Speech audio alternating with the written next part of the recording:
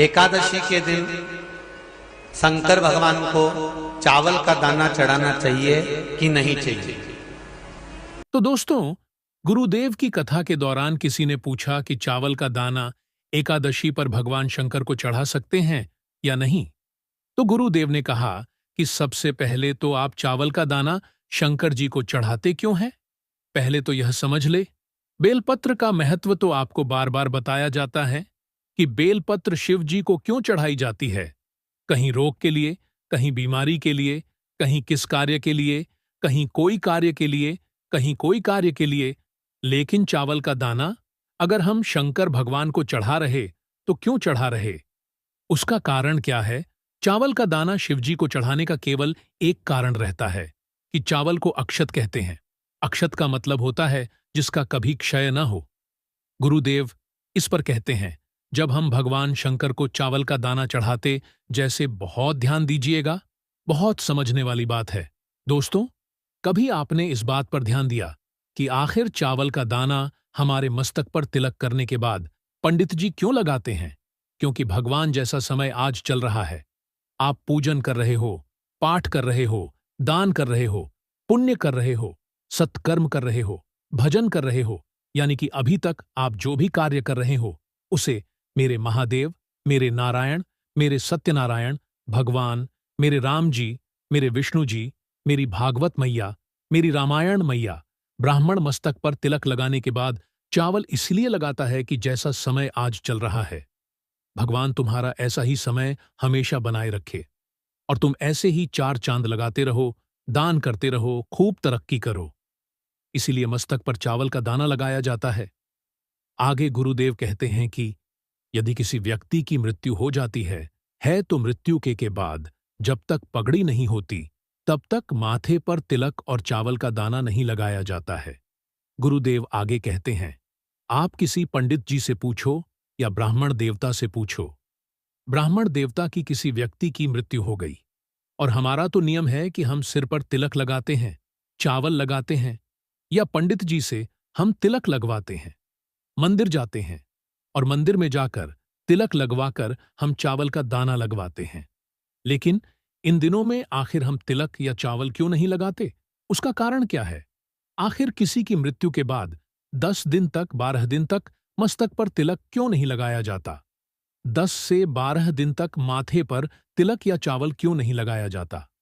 तब गुरुदेव आगे कहते हैं, उसका कारण है कि यह जो समय आया है, तुम्हारे यहां जो यह कमी हुई है, तुम्हारे यह किसी की मृत्यु हुई है, तुम्हारे यहां किसी के प्राण छूट गए हैं, तो ब्राह्मण इसीलिए तिलक नहीं लगाता, आपको इसलिए चावल का दाना नहीं लगाता कि ऐसा दिन भगवान अब ना लेकर आए, इसको अमर ना करे, इसको अक्षय ना करे, इसको प्रबल ना करे। आगे गुरुदेव कहते हैं कि चावल के दाने के विषय में तो शिव महापुराण की कथा कहती है कि चावल का दाना हम शिव जी को क्यों चढ़ाते हैं, भगवान को क्यों समर्पित करते हैं, भगवान की पूजन में अक्षत क्यों समर्पित करते हैं, चावल क्यों समर्पित करते हैं, उसका कारण क्या है? तो कहा, आज मैंने जब चावल का दाना आपको समर्पित करा है, जिस भाव से, जिस विश्वास से, जिस श्रद्धा से, जिस मन से मैं आपको रिंझा रही हूं, हे भोलेनाथ, मेरी ये मनोकामना पूर्ण कर, इसको अक्षय कर देना, इसको अमर कर देना, बस इतनी कृपा आप मुझ पर करना। आगे गुरुदेव कहते हैं कि किसी ने पूछा, एकादशी के दिन चावल चढ़ाए कि नहीं चढ़ाए? तो यहां तो सीधी सीधी बात है, बीमारी देखकर थोड़ी ना आती है कि नवरात्रि चल रहे हैं कि सावन का सोमवार चल रहा है। बीमारी तो बीमारी है। तुम भले ही चावल मत खाओ, एकादशी के दिन कभी तुम बद्रीनाथ चले जाओ, चाहे एकादशी के दिन तुम द्वारका चले जाओ, चाहे एकादशी के दिन तुम तिरुपति चले जाओ, एकादशी के दिन तुम जगन्नाथ चले जाओ, या फिर एकादशी के दिन तुम्हारी इच्छा हो, चाहे भगवान के किसी धाम में चले जाओ और भगवान को भोग लगा हो और उनकी थाली को झांक कर देखना, उसमें चावल जरूर मिलेगा। उसमें ऐसा नहीं है कि चावल नहीं मिले।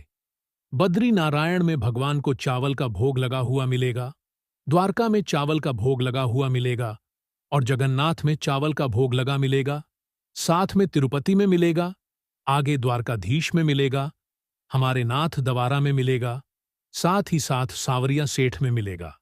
और ककरोली जी में मिलेगा। कहने का तात्पर्य है, आप जहां जाओगे वहां पर एकादशी के दिन भगवान को चावल चढ़ाएंगे, क्योंकि भगवान के लिए परहेज नहीं है। लेकिन जो काम में डूबा हुआ है, जो आसक्ति में डूबा हुआ है, जो लोभ में डूबा हुआ है, जो वासना में डूबा हुआ है, जो तृष्णा में डूबा हुआ है, और जो माता के गर्भ से जन्म लिया, एकादशी के दिन चावल उसको नहीं खाना। आगे गुरुजी कहते हैं, एकादशी के माता पिता कौन है? सबसे पहले एकादशी का व्रत किसने रखा? एकादशी का जन्म स्थान कहाँ हुआ था? दुनिया के लोग बहुत प्रश्न करते हैं। राम जी अयोध्या में हुए थे, भगवान कृष्ण मथुरा में हुए थे, तो एकादशी कहाँ हुई थी? इस पर आगे गुरुजी कहते हैं कि एकादशी के माता पिता कौन? एकादशी का व्रत सबसे पहले किसने किया? एकादशी का जन्म कहाँ हुआ? एकादशी पर क्यों चावल नहीं खाते? एकादशी के दूसरे दिन चावल का दाना खाना क्यों जरूरी है? कौन सा तीर्थ ऐसा है जहां एकादशी को उल्टा लटका दिया था? तो यह सभी एक एक चीज का वर्णन, स्कंद पुराण, सब चीजों का वर्णन मिलता है। तो यहां जो वर्णन आया कि आप मनुष्य जो माता पिता के गर्भ से, माता के गर्भ से जन्म लिया हो, संसार में जिसका जन्म हुआ हो और मृत्युलोक में गर्भ की केद में रहने के बाद जन्मा हो, उसको एकादशी के दिन चावल नहीं खाना चाहिए। लेकिन इस पर शास्त्र यह नहीं कहता कि भगवान को चावल नहीं चढ़ाना चाहिए। यहां शास्त्र कहता है, आप शिव जी को चाहे एकादशी हो, चाहे द्वादशी हो, चाहे प्रदोष हो, चाहे पूर्णिमा हो, चाहे अमावस्या हो, चावल का दाना आप भगवान शिव को समर्पित कर सकते हो, और ज्यादा नहीं। महादेव कभी ये नहीं कहते कि मुझे बहुत सारा चावल चढ़ाए। शिवपुराण की कथा में वर्णित है कि मात्र एक चावल का दाना भी जिस व्यक्ति ने एकादशी पर अर्पित कर दिया, तो महादेव उस व्यक्ति को इतना देते हैं कि जिसकी उस व्यक्ति ने कभी कल्पना भी नहीं की होगी।